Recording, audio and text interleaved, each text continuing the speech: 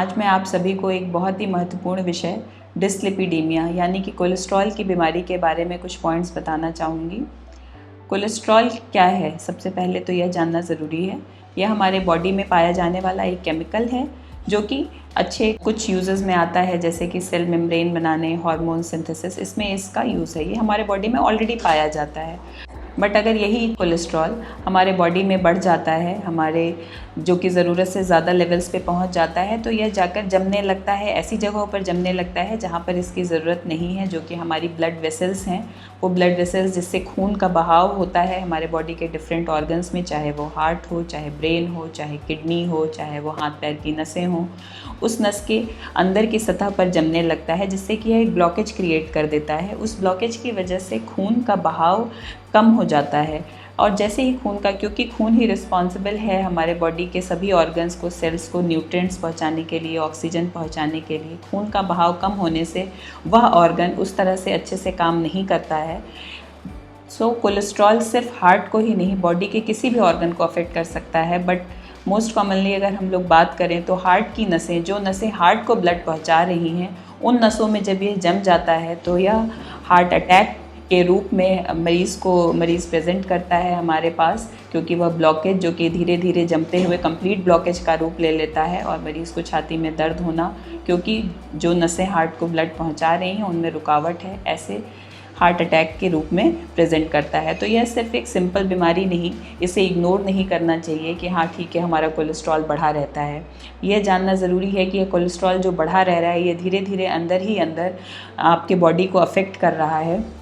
तो यह इसके लिए तो हमें कैसे, कोलेस्ट्रॉल के अपने कोई लक्षण नहीं होते। बढ़ा हुआ कोलेस्ट्रॉल शायद आपको पता भी नहीं चलेगा और वो पहली बार एक हार्ट अटैक के रूप में आपको पता चलेगा। तो इससे कैसे बचाव करें, इसलिए ज़रूरी ये है कि स्पेशली वो लोग जिनको कि शुगर है, ब्लड प्रेशर है, या जिनके फैमिली हिस्ट्री है, फैमिली में किसी को हार्ट की बीमारी हो चुकी है, वह लोग अपना ज़रूर कोलेस्ट्रॉल का चेक कराएं। यह एक सिंपल ब्लड टेस्ट से हो जाता है जो कि खाली पेट रहकर किया जाता है। ब्लड टेस्ट में अगर आपका कोलेस्ट्रॉल बढ़ा हुआ आता है तो ज़रूर अपने फिजिशियन या अपने कार्डियोलॉजिस्ट से परामर्श लें।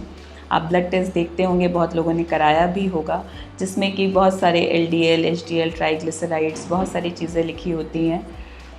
ज़्यादा जो हमारे लिए कंसर्न हम लोग जिसके लिए होते हैं, जो ज़्यादा हानिकारक है, वो है LDL, जिसे बैड कोलेस्ट्रॉल के नाम से जाना जाता है। बैड कोलेस्ट्रॉल या LDL अगर ज़्यादा है तो उसके लिए ज़रूर उपाय करना है, तो अपने डॉक्टर से ज़रूर मिलें।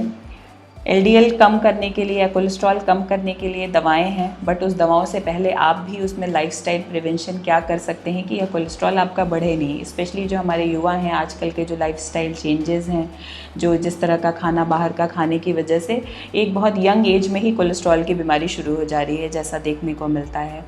तो क्या करना है? सबसे ज़्यादा जो हानिकारक है वो होता है हमारा फ्राइड फूड।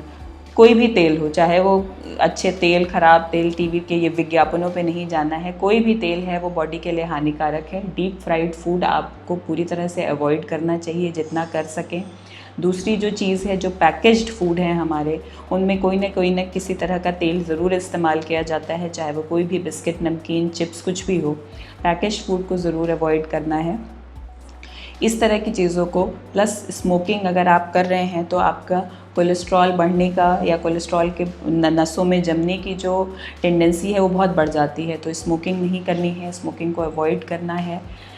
चौथी चीज़ जो कर सकते हैं वो सेडेंट्री लाइफस्टाइल है। सेडेंट्री लाइफस्टाइल अगर अवॉइड करेंगे, फिज़िकल एक्टिविटी बनाए रखेंगे, तो कोलेस्ट्रॉल की बीमारी आपको कम अफेक्ट करेगी। इन सारी चीज़ों से हम कोलेस्ट्रॉल को अपने कंट्रोल में रख सकते हैं। अगर हम अपने कोलेस्ट्रॉल को कंट्रोल में रखते हैं तो हम अपने बॉडी के जो दूसरे ऑर्गन्स हैं उनको सेव कर सकते हैं।